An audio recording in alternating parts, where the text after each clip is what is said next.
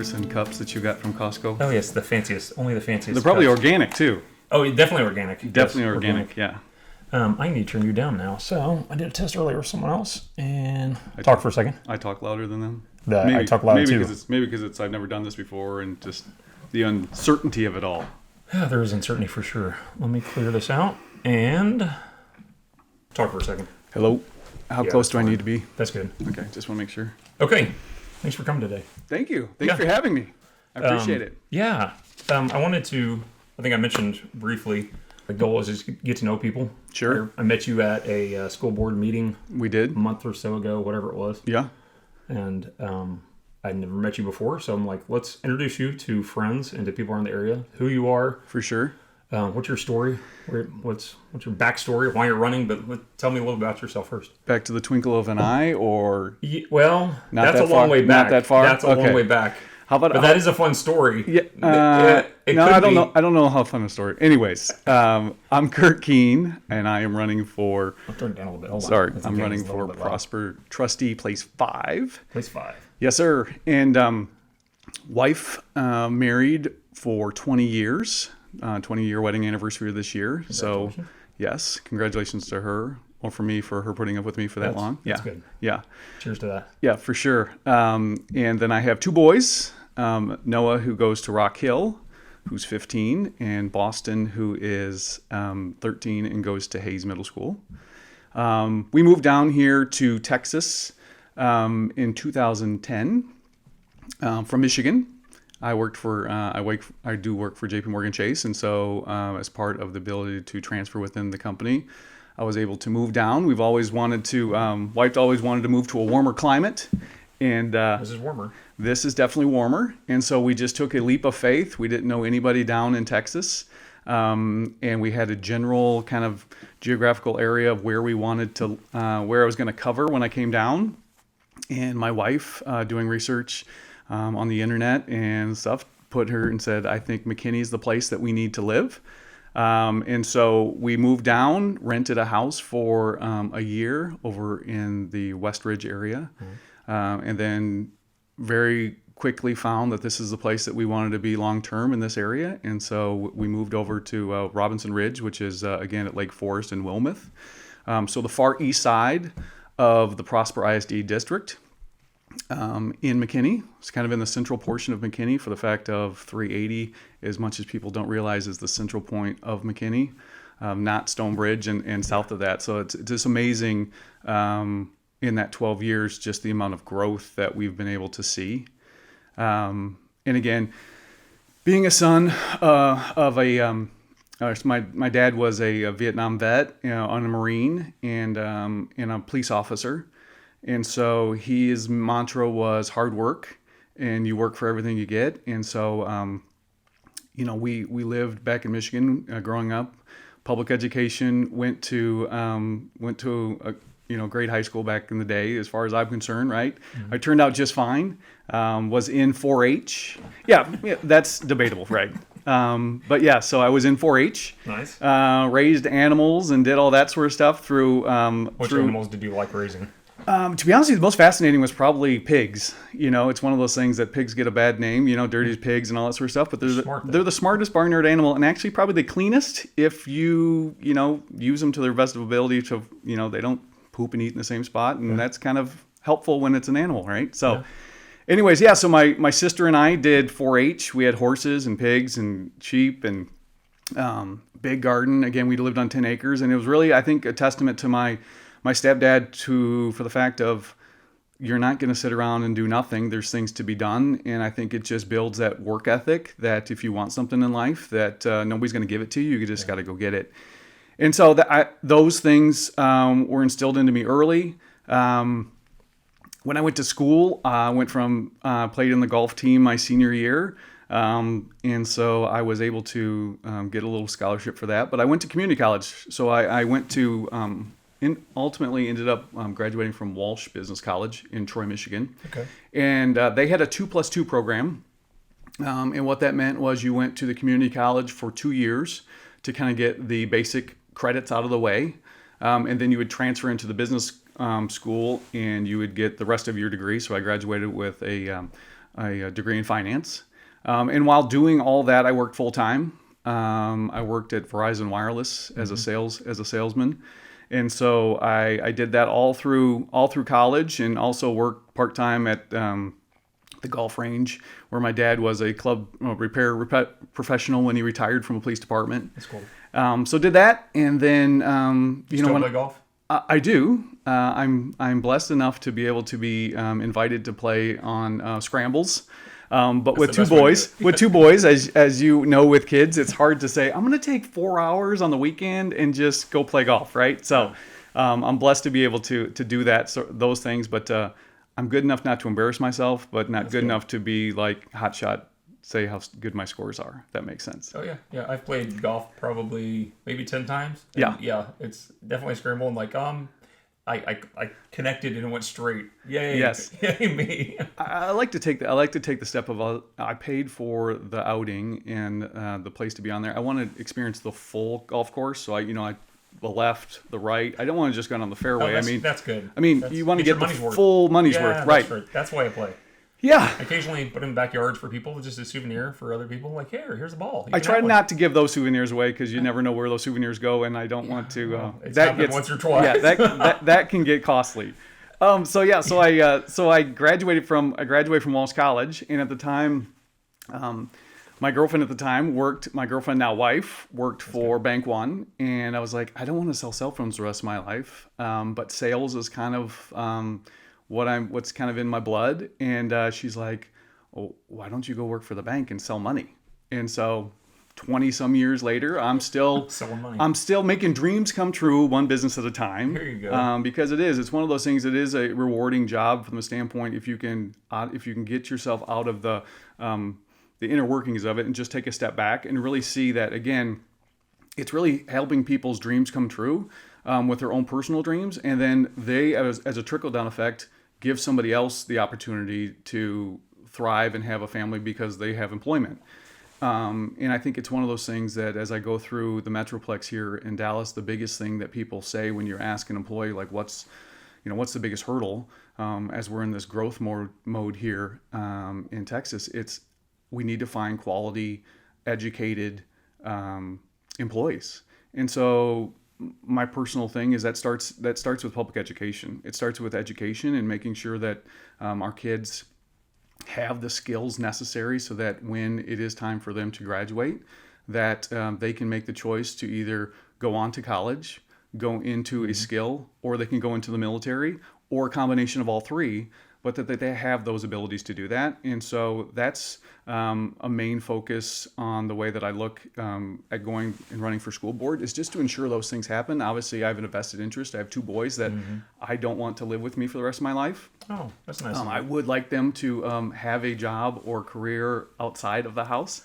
And so it's one of those things just to ensure that, again, parents partner with their education, because, again, education's one standpoint of it, but I think it's the things that also parents pour into their kids that help mold them and make them the person that they are. I know we talked when we were at the last school board meeting about your bus trips and that sort of stuff, right? Yeah. I mean, it's like we have that in common, like in national parks. It's one of those things that education of that can't be taught 100% from the classroom, right? And so do you have to be involved as a parent, you're saying? Yeah. Yes. I mean, it's a blessing to.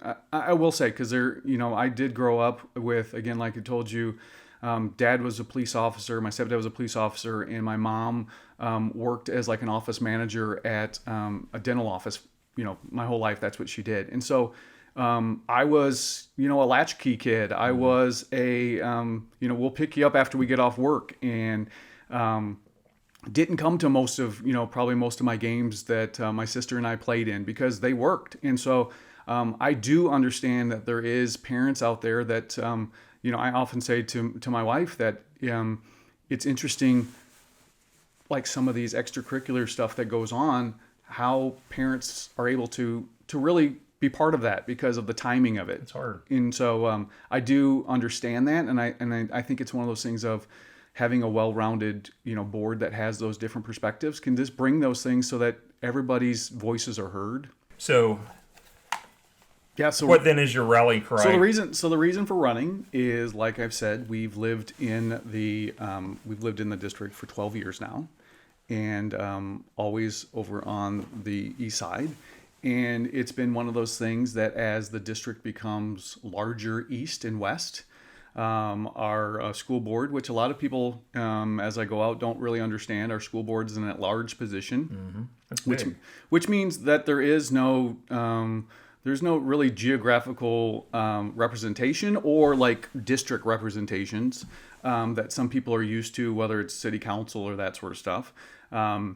And so the reason why I'm running is it's just been one of those things that I do believe that it's important to have geographical diversity on the board.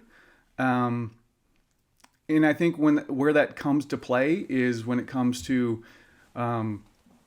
zoning recommendations, just differences, whether busing, all those sort of stuff as you drive in those areas and busings, just to have a parent that can feel and experience that particular area. And also I think it gives those parents in that area also a person that they go, I know that parent lives in my area. Mm-hmm. They can feel a situation that maybe I was in for whatever reason. It gives them kind of a connection, and I think that's what the board needs now. As we go into transparency. I think the board is as I've sat on and currently sit on boards in the city of McKinney. It is an interesting spot because you're looking out for a massive amount of people, and I think having the ability for it to be smaller in a way, so that individuals in certain areas have a one-on-one connection with maybe a board member to maybe feel comfortable to voice a concern, so that concern can be brought to the superintendent to look into whatever that concern might be, so that we can get to a resolution that helps that parent. But if it helps that parent, probably is going to help some other parents that maybe didn't feel comfortable to step forward. What is the goal you think of the school board? The goal of the school board is a 7-member board that is there to direct and advise their one sole employee, and that's the superintendent, to help drive the strategic plan that her and her staff have come up with. And again, having a vast amount of people with different perspectives, I think, can help think of different things when they're advising and guiding their sole employee, the superintendent, to have those things go through. I think that's what also sometimes gets lost in just the way that people understand it, is that the school boards, they only have one employee that they oversee. That's the superintendent. They're not to get in the weeds with like an individual teacher at a school, or I mean, they're there if somebody, just like any other parent, had a concern. But when it comes down to correcting or anything like that on an individual basis, their only person that they direct that to is the superintendent. Does the school board set the curriculum? I think that's a good question. That's a good question. I'm not 100% sure how that goes, but I do believe that the school board should have an understanding of how the curriculum is set and understand how it flows down to each and every school. Mm-hmm. I've recently been talking with some parents, and to be honest with you, it gives me some eye-opening things that, from what I heard, is we have our curriculum is set at the administration from a directional standpoint, and then each individual campus has the ability to go in with that same direction to pull different things from that group of approved material and then take back to their class. And I do think that works, but I think it also opens up the possibility for things to not be uniformly across the district. And I would like just to learn more about that, right? If you're on the board, you'll learn. I'm not a school board member, right? Yeah. So there's a lot of things that people ask me and want me to weigh in on. And to be honest with you, it would be ignorant for me to say yes or no, because I'm not a school board member, right? And for somebody to give an opinion on something that they don't have the information to, I mean, like, why would I want that person to be representing me, right? My main objective is, again, bring geographical diversity to the board. once on the board, use common sense, pragmatic approach to every problem that comes before us that has to do with a child, a teacher, and a parent, and a taxpayer, right? I mean, because again, everybody, whether they have a kid in the district, they're paying taxes to the Prosper School Board, and if they have a concern that they feel, they should be represented as well. Yeah. So, what do you think the biggest issue? Some people voice the biggest issue facing the district right now. I think the diversity, the geographic diversity, or what? No, I don't think that's the biggest issue. I think it's an issue for me, right? Because and I think it's an issue for a lot of the parents that I do life with that live over McKinney, Frisco area. Because, like I said, my kids went to Baker, went to Hayes, went to Rock Hill. So that particular line of families have kind of stayed together. It's all the McKinney kids and all the Frisco kids all kind of went to those schools. And then just recently when Rock Hill opened, some of the Prosper kids that were up in Lacima, south of First Street, came down to Rock Hill. But now with the change of Walnut Grove, those kids kind of went back up. So again, it's just the McKinney and Frisco kids that are kind of over in the Hayes Rock Hill area. Yeah. And so I think that helps from a representational standpoint. I think the biggest thing that's affecting the school district is the growth, right? I mean, we are a booming ISD, right? I think I heard was it like 3,000 kids a year. Wasn't that the number that I last heard? It was like 3,000 kids a year, right? And so what comes with that is the same thing that faces business owners that I deal with on a regular basis as they're trying to grow their business, right?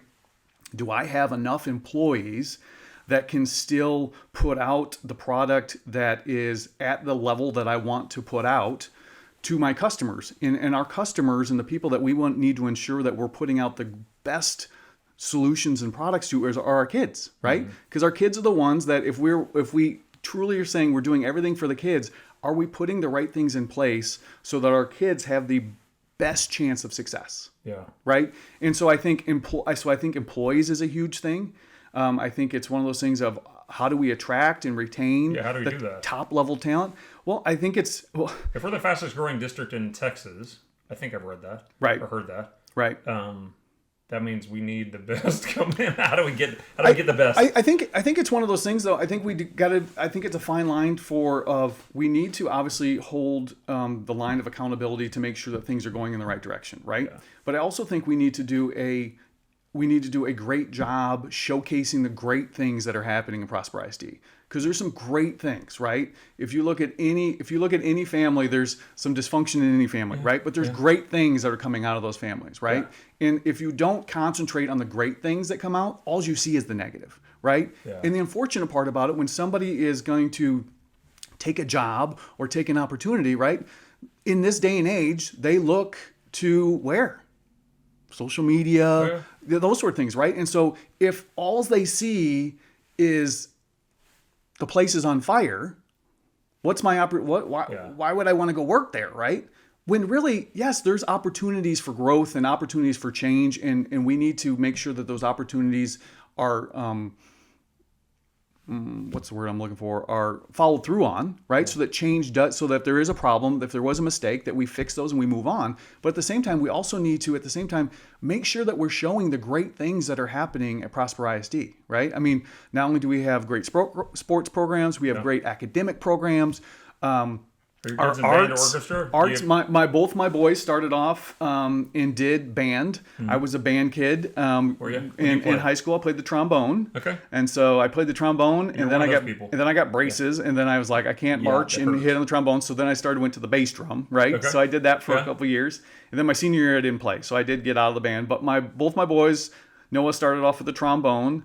He did that for a couple of years, and then Boston did the saxophone, started with the alto, then he went to the tenor and bari sax. So he did that for a couple of years, and then just that wasn't the path that they wanted to go. But it was one of those things that I think it is important intellectually, right? I mean, kids that can read music, it's like reading a foreign language. Yeah. And like so math. I think So I'm a huge fan of music. Yes. So, and my kids love music too, which is great. Yeah. So they're in great things. I mean, and again, the extracurricular things. my oldest is doing at Rock Hill the history. What is it? History of modern music, and it's so cool because they literally have gone through. All of a sudden, you hear all the different genres of that they're going through, and the different years and the different things, and it's like, oh, that was my year. This is punk rock and all these different things, and it's really really cool, and it's really cool to see the excitement that they have already with music, but then when they can apply it and see it change over the years, it's just kind of those things are great. So again, I think to that point, I think great teachers that have the abilities lead to our kids having the best opportunities for success. Yeah. Where do you want to see Prosper in 5 or 10 years? Prosper ISD. I guess it's McKinney and Salina. Right, but I guess it's a question of like, what do you mean by that? Where do I want to see it? What do you like? If it's the fastest growing, what do you want the outcome to be in 10 years? I want it to be still when we moved here, right? When we first moved here to Texas, it was like, oh, that's awesome. You guys are in Prosper ISD. That's a great school district, right? And I want to, as we continue to grow, that same sentiment continues to happen, right? That Prosper is still the school that people want to come to, right? Yeah. Ultimately, that helps for our kids, right? If education's coming, but it also helps as parents as they leave, and it helps the property values. Yeah. It helps all those sort of things, right? So I think having a great public education helps in a whole bunch of different things, not only for our kids, not only for our property values of our houses because people want to move here, but it also attracts businesses, right? Mm-hmm. Corporations, as I sit on the Economic Development Corporation for the city of McKinney, it's like how quality of life in those things that happen, public education, housing, all those things, those attract people because they're C-suites, their employees, they all have to live there, right? If they relocate to here, it's like, where are they going to live? What schools are they going to go to? And are those schools that they would want to move and put their kids into? And so those are all important things that, again, helps build the economy of North Texas so that we're a strong, viable economy. Mm-hmm. That's true. That's good. Good points.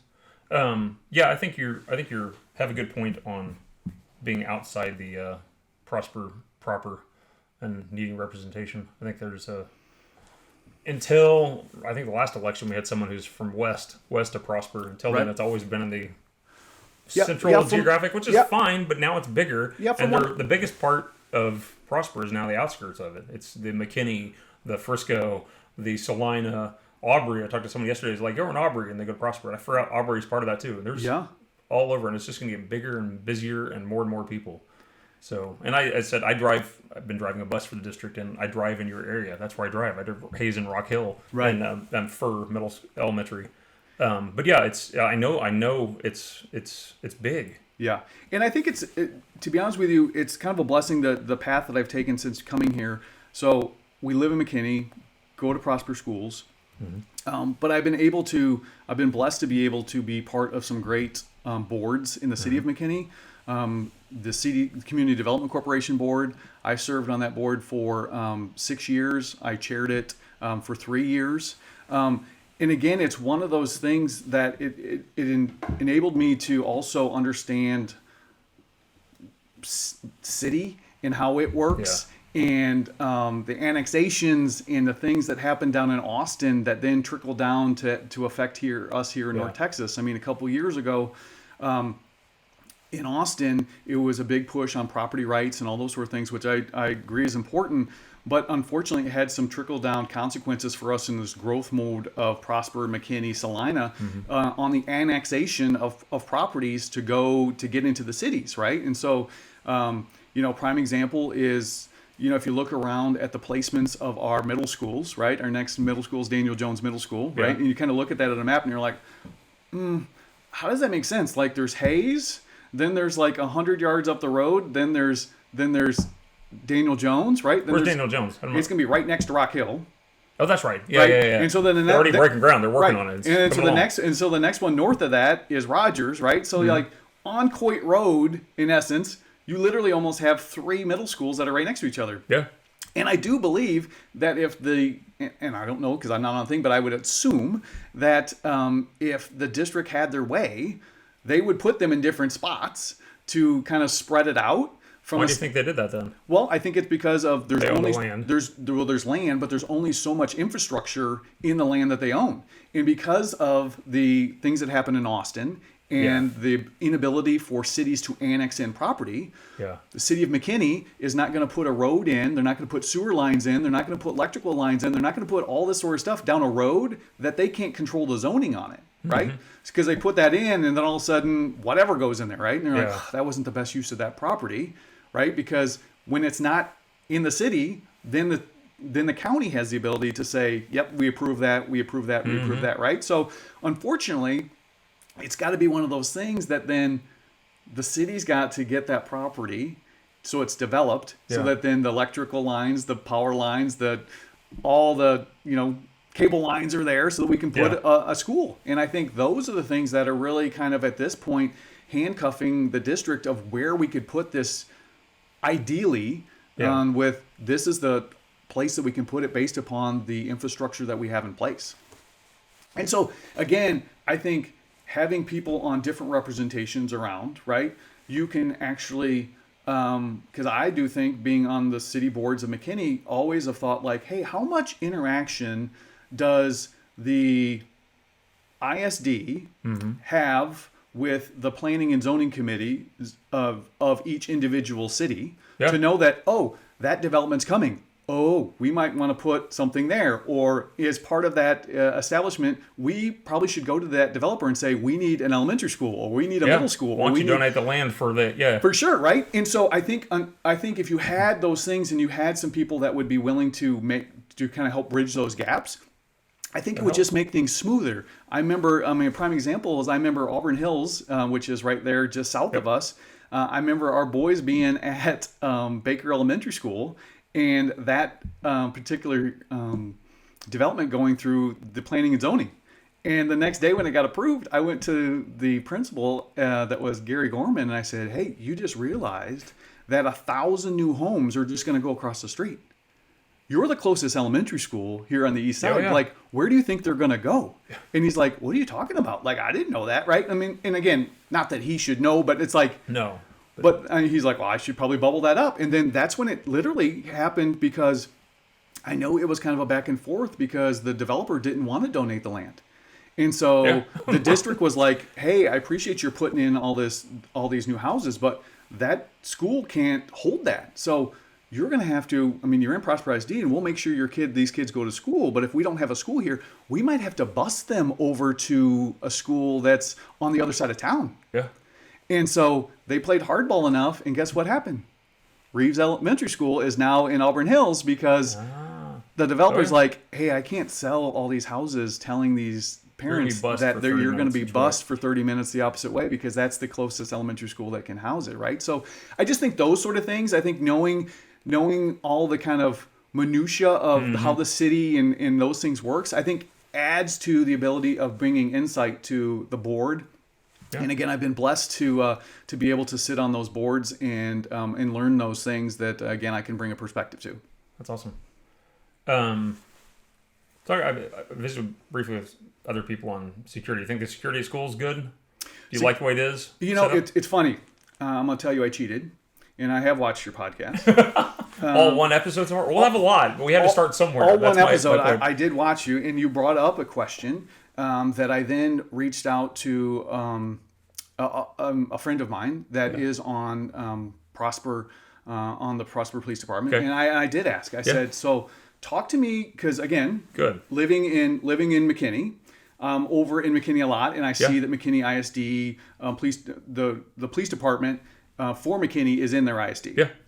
And so this particular person that I know in Prosper, he used to also be with McKinney Police Department. So now he has a perspective of both. Oh, perfect. And so I said, hey, talk to me. Like, how does this work? And like pluses and minuses and all that sort of stuff. Like, and he was like, I can tell you right now that the way that Prosper has it set up is the best way to have it set up. Perfect. And the reason why is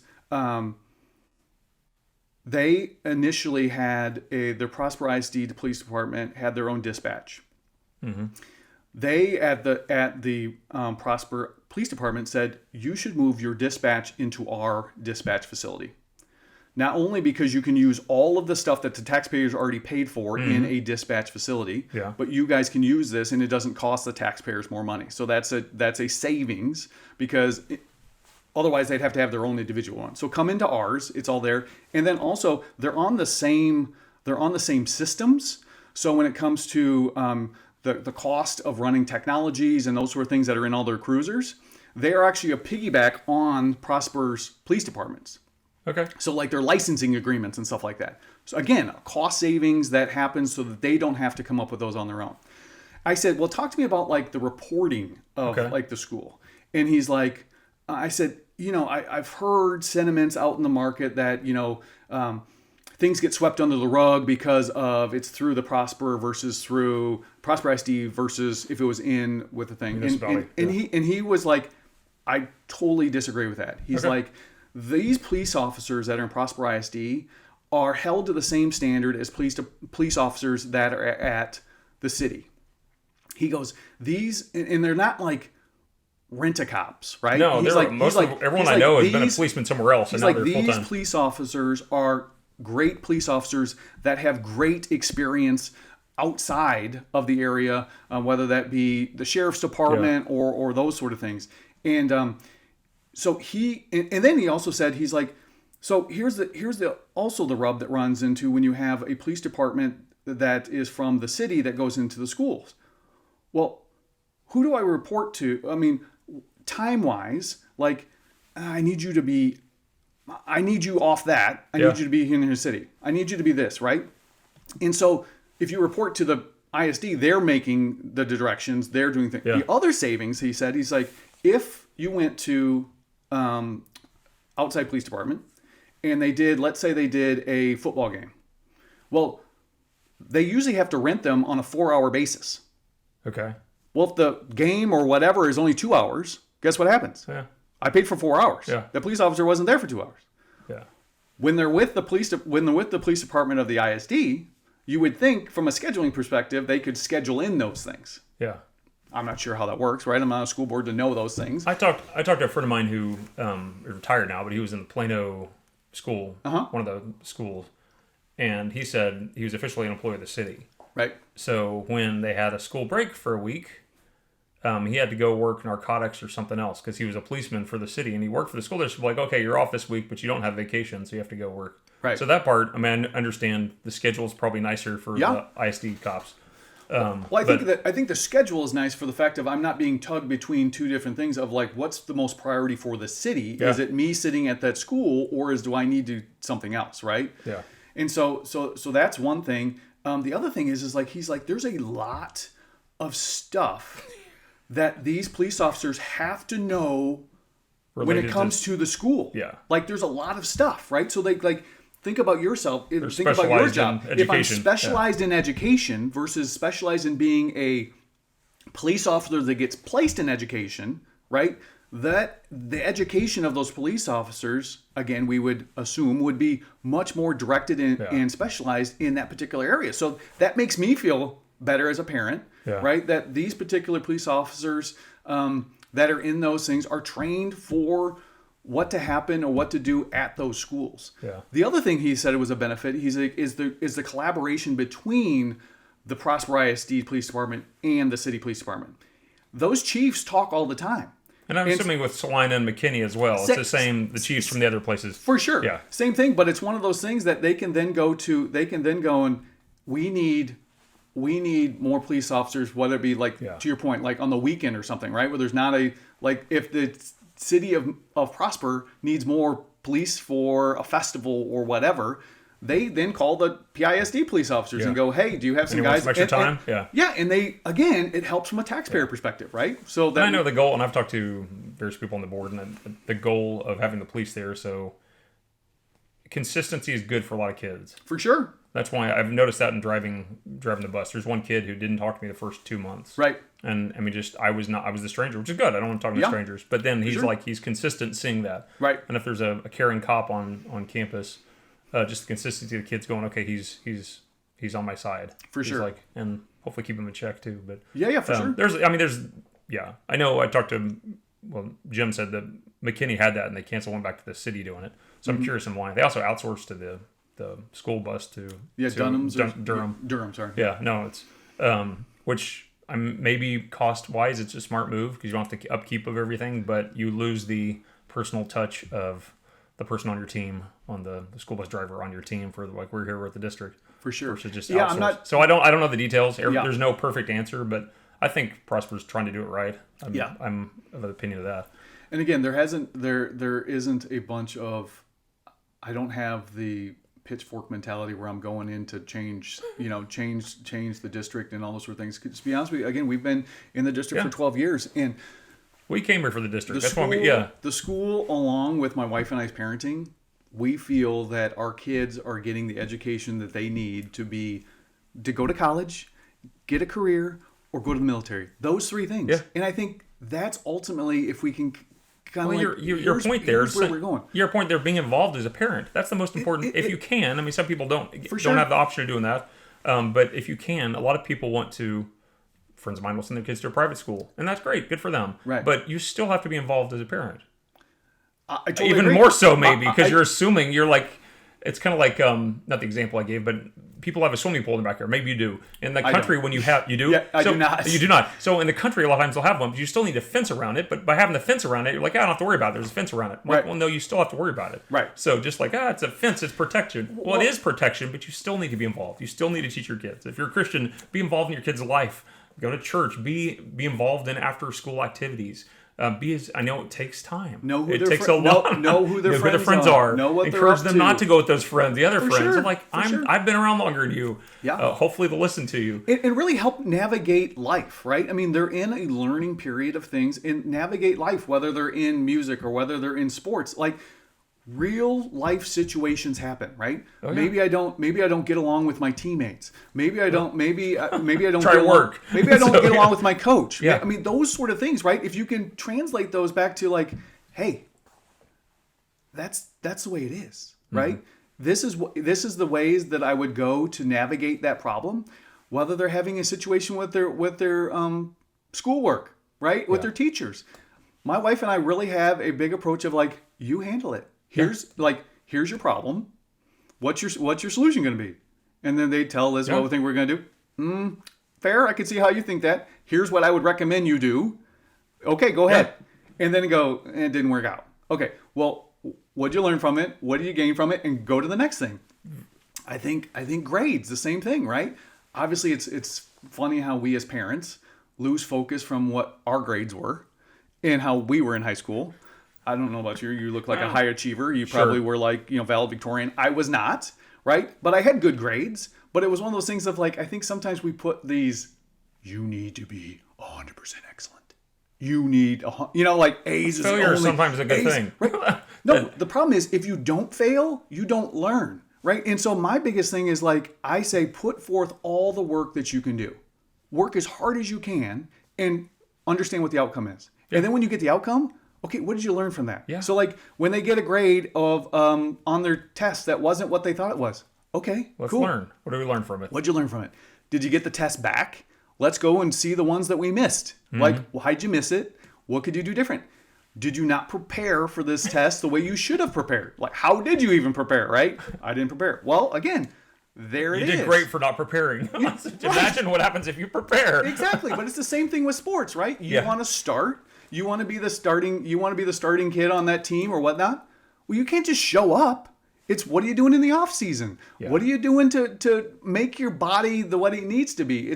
I think it's those sort of things that sometimes we live in a culture of right now, and we need to also train our kids that success is not right now. There's a lot of work that leads to success. Yeah. Just a side note, my daughter was watching Inside Out, the Disney movie, the other day. I was like, you can't have joy unless you have sadness. Like you're gonna have success when you have failure. It's not all success all the time. You're gonna fall. You're gonna trip. You're gonna have problems. It's what happens from that. How do you change yourself better when you have to become better from what happens? Yeah. Because you're guaranteed nothing. It'll be hard. For Often, sure. a lot of kids, maybe it's not hard for them, but hard's okay. Well, I think hard prepares you for the future. Yeah. I think the problem sometimes is that we have become a culture that we don't want somebody to fail. So you don't think every kid should get a trophy? And we kind of just bulldoze. You've heard it used to be helicopters, now it's bulldozing parents, right? Like they just clear the path. And it's like, if you clear the path, what happens when your bulldozer gets out of the way? Yeah. Now your kid doesn't have the skills to run that same bulldozer that you were running. Yeah. And that's the unfortunate part of what I see of like, how can we allow our kids to have enough rope in a young enough arena that they can fail and it not be detrimental for the rest of their life? The problem is we don't let them fail at a young age and help them understand why they failed and what they need to do better, that when they get to the older age and they fail, I can't help you with that. You make a bad choice that's on your record for the rest of your life. You don't handle your money the right way and your credit's messed up for the rest of your life. Yeah. Those things have consequences. Those things have consequences for a long time. Yeah. Versus when you're like, here's money you earned. How are you spending it? What's the best way to be a steward of your money? Save money, but you should also enjoy it. Like those sort of things, and understand that like I need to say no to some things because it'll have long-term gains. No is sometimes the right answer. Right. Like people pray. Well, I prayed God, and God said He didn't answer my prayer. Well, He said no. It's sometimes Garth Brooks had a great song, right? Thank God for unanswered prayers. Exactly. As you look back, you can see, and I know because I can see, it's like, thank God He didn't answer that one because that would have been a train wreck, right? So I was visiting with a friend, who I'll hopefully have on the podcast. We're talking about the way he sees a lot of the issues with Prosper facing right now is the same way it was like Allen or Plano back when they were growing big. You're not from North Texas, but they had money and kids had problems and kids started getting into drugs and doing other problems because their parents had money and they're like, they'll fix it with money. Everything. And I think some parents, we have to be careful. I think at some point we also have to, and it's never a great bumper sticker, but it starts at the home. Oh yeah. 100%. And we all just have to realize that it starts at the home. And these teachers are great people, but they can't do it by themselves. No. They shouldn't do it by themselves. They couldn't. They can't. It's not their job to do it by themselves. And I think sometimes those teachers that get burnt out, they get burdened themselves. That it's I don't know that kid has another opportunity if it's not for me. Yeah. Right. And that's understandable by the way they feel that way, but it's really unfair to them too. Right. Because it's like, they should be able to do their job of educating our children so that they can, again, college, career, military ready, right? And help them along the ways and help them learn through those bumps and bruises that we just talked about, right? Yeah. Of getting along with other people, realizing that, hey, not everybody's going to like me. There's going to be people that aren't going to like me. There's going to be people that are going to like me more than the other people. Yeah. I just got to learn how to navigate that. And I don't know sometimes that we allow our kids to feel those and go, I understand how you're feeling right now. Feel that. But like, what do you do with that? Mm-hmm. Not what life does to you, but how do you react to it? Yeah. So. Good points. Why should people vote for Kurt Kuehn? Kuehn, right? Kurt Kuehn, yes. Kurt Kuehn. Why? Go get an elevator pitch, a 30-second, 2-minute elevator pitch. Yeah, they should vote for me, first of all, because I bring geographical diversity to the board. I help start that process of the East and the West, North and South need to be represented, and I can help do that.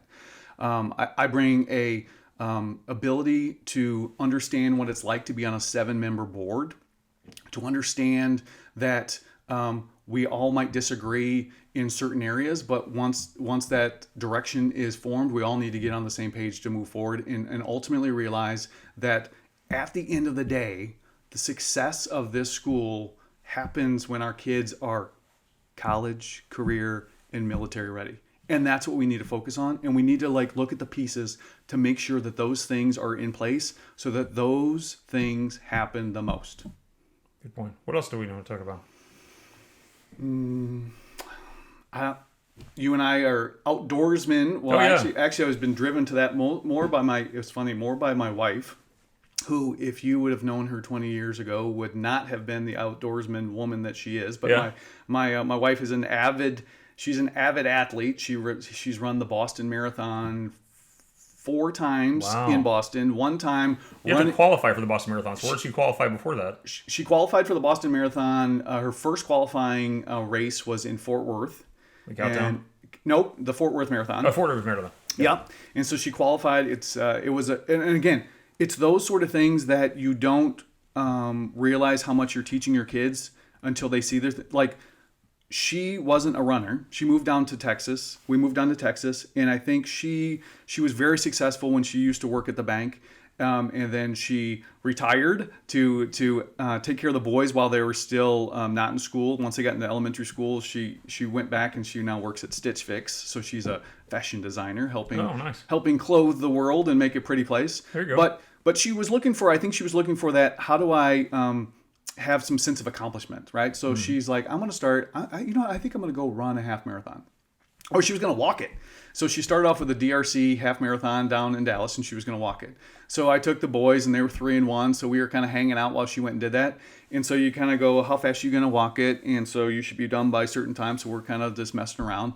And then all of a sudden, like an hour early, here she comes running by. And I'm like, that doesn't seem right. She's like, I just got excited. I was out there. I started jogging, and I started passing one person, and then I started passing 2 people. And she goes, I just couldn't stop. And so unfortunately, she ran it, and unfortunately, she wasn't trained to run it. So it was a very humbling experience at the end. But it was that bug that got her into. She runs for a McKinney Running Club. She runs with the McKinney Running Club, and she had a group of women. I think they were called the Crazy Running Women. And when she got in there, some of those girls, women had run the Boston Marathon. And she was like, well, these girls can do it, so can I. And so her kind of benchmark is she had to get over an 8-minute mile for 26.2 miles to qualify. That would have been her qualifying time.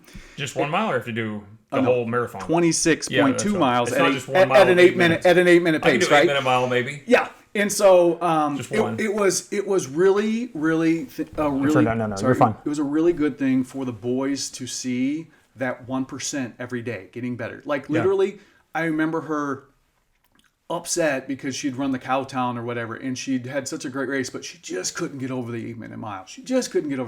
And she'd run like 3 or 4 marathons before she qualified for the first one, right? And it was just like, how do I get over the hump, right? And she kept on training, and now she can't go run casually and run slower than like a 7-something, right? Wow. I mean, it's like once your body gets to that point, but again, she just didn't wake up and say, I'm running the Boston Marathon, and I ran the Boston Marathon, right? It took her months and days of getting up at 4 a.m. and going running before the boys went to school and those sort of things. But it's like, and we always say, it's like, you want something, you've got to put in the work. Mm-hmm. And so me at the doing this wonderful thing. Let me tell you, this is the first time I've ever run for public office. Why did you do this? You found out how crazy it is, haven't you? Yes. I've been appointed to city boards. I was on city boards, but I've been appointed. So it's one of those things of like city council appoints me and then I'm in, right? I don't have to do a bunch of this, but it was like, and it's always been kind of one of those things that I thought that was going to come down the road, whether it's run for city council or school board. And I just felt at this time with my boys at the last part of Prosper ISD that this was my way to give back to the community. And I did that. But I'm telling you what, it's a lot. And you understand like, wow, I now realize when you look at like big politicians and stuff, how they have their team that like does all the stuff, and they just show up. Yeah, you're looking at them. Oh, okay. Yeah, it's me. Your team. It's me and my wife. Manager? And my wife. Okay. I'm campaign manager. I'm treasurer. I'm social media coordinator. Good job. I am event planner. You're a multitasker, aren't you? I'm sign deliverer. Yes. And you might need to deliver some more. They probably blew away. I actually fixed some this morning, I saw a lot of people's signs on the side of the road. They were kind of crazy this morning. But again, it's one of those things though. Our main objective when we started this was, I'm not backed by anybody. I don't have a big army of things. Again, being on the east side of McKinney, on the east side of the district, it's really there to, again, represent from a grassroots perspective of just bring representation to the east side, knowing that it's for the whole district, right? Yeah. It's just not east side problems. It's just bringing a perspective. I don't know that anything that would have happened in the past would have ever changed, right? Yeah.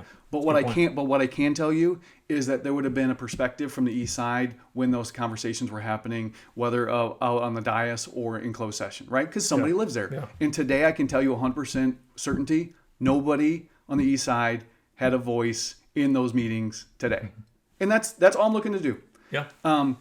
The history of Prosper ISD when it comes to the school board, nobody east of Custer Road has ever run and or served, right? And so really? No one's run? No one's ever run. And so statistically speaking, if you do all the analysis, I'm in an uphill battle for the fact of Prosper historically McKinney residents in the Prosper ISD historically have not voted. The only thing that I can hope for is that nobody has ever run from the east side of McKinney, from the east side of the district. In the 12 years that I've been there, nobody's ever really asked for my vote on that side. And so I'm assuming and hoping turnout's always low. So you get your people out. That it's really about people being asked to support somebody that has the same needs that they have, and that they'll come out to vote. And so if it works, who can get their people out. That's usually the turnout's low. Yeah. So, well, the good thing is that I have some other interesting things that are on the McKinney ballot that aren't on the Prosper ballot. Obviously, there's this thing called like McKinney International Airport that is expanding. That is going to be that is going to have a bond election that's going to happen May 5th. Yes, that could help. They're looking to put a terminal with four gates over there in McKinney International, so that you don't have to drive to Love Field or DFW. That would be nice. So that's. Have you flown out of McKinney International before?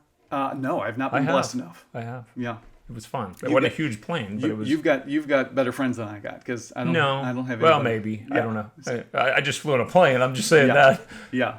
But there's those. We've got some contested council member races over in McKinney, and so again, we'll see who comes out to vote, because you're right. I mean, it's an off cycle election, and but every night I'm going down streets, knocking on front doors, and introducing myself. And at the end of the day, we'll see if that's enough. And if it's not, then it's not. And the best person will win, and we will support that person. Someone will win. Well, the best who gets the most votes will win. Whoever got the most votes plus one will win. That's absolutely correct. Because I do believe I'm the best person for that. But the second best person will win, right? Most likely, unless it's not you, right? Exactly. So that's what we're doing. But and again, we are blessed to be. Hayes Hawks at this point, and Rock Hill Blue Hawks, and next year both my boys will be Rock Hill Blue Hawks. So we'll be at the same school, cheering on Rock Hill from the hill. So you mentioned briefly your travel. Do y'all go to national parks, state parks much? Yeah. So y'all have a trailer or pop up in the back of your Jeep? We do. We have like an adventure trailer that's on the back of our 4Runner. Okay. That we call it Camping HQ. It's a nice. It's a woolly bear made out of Texas. Made out of Houston, Texas. Okay. Out of Texa. They are a sponsor of this podcast. No, it'd be nice. It'd be wonderful. Put them in touch with me. Yes, exactly. So anyways, it has a 4-person tent that clamshells out on the top of this trailer that I drag behind. But yeah, we've been blessed. We went down to the Big Bend State Park. It is remote. Is it remote? 27 miles off the pavement down, just to get to the ranger check-in. Oh, fun. Yeah, so we in 25-mile-an-hour washboard the whole way, so make sure everything's latched down. But just gorgeous. Was it worth it? So gorgeous, because guess what doesn't work out there? The cell phones don't work, nothing to work. And so having 2 teenage boys the first day, I thought they were, going to wig out. But it was amazing, just the ability for them just to, again, unplug and just be in nature and just be around those sort of things. And those are the things that we've been blessed to be able to do. We went to Zion National Park. That's on our bucket list. And we went up Angel's Landing, which is the hike up the thing. And it's one of those things, again, not only is it beautiful things, but it also pushes the boundaries of the boys. I mean, and us. I mean, if you Google Angel's Landing, you're literally holding on to this chain all the way to the top. But it looks beautiful. Yeah. The problem is the chain that you're going up is the same chain you're coming down. And so thousands of people every day go to the top and go back. Yeah. And so my little one, Boston, who's not the tallest, was like, I can't touch the chain. I can't touch the chain. And I'm like, well, just bear claw, So anyways, so it's those sort of things that we've been blessed to, as a family, been able to do those things and continue to do those. with the time that we have left. I mean, when you really start getting down to it, you look at it and you're that's like, why we started doing traveling too. You're like, oh my God, we got, was it 5 or 6 spring breaks left? And your oldest is sophomore? Sophomore. Okay. And my youngest is an 8th grader, so will be, freshman next year. Yeah. And so, so it's those sort of things in perspective. And I also, as we volunteer at the church, when on the kids side, you just tell every parent, like, enjoy the season they're in, because they have pluses and they have minuses, but you'll never get that season back. Yep. And so that's what my wife and I have been really striving to do, is just to be present in those moments. And again, moments like this, right? That it's worth being out there. It's worth getting in the arena. And maybe you don't win, but at least you said you fought. You tried. You tried, and you had a purpose, and you had a point, and you'll never win if you didn't try. That's it. And it's not for everybody, right? And we sometimes let fear be the thing that directs us. And so it was definitely a time when it was like, do I have the backing? Do I have the wherewithal? Do I have all those? And you're like, you know what? The family backing you. That's enough. I'm just gonna have faith that it'll work out, and it's God's plan. If it works, it works. If it doesn't, it doesn't, and we'll just continue to keep going on, because it's His plan, not mine, right? Here. So, thank you so much for your time. No, pleasure visiting with you. I appreciate the opportunity to do this, and hopefully we'll do it again some other time. My first experience as a podcast was okay. Good. Good. Thanks, man. Thank you. I appreciate it very much.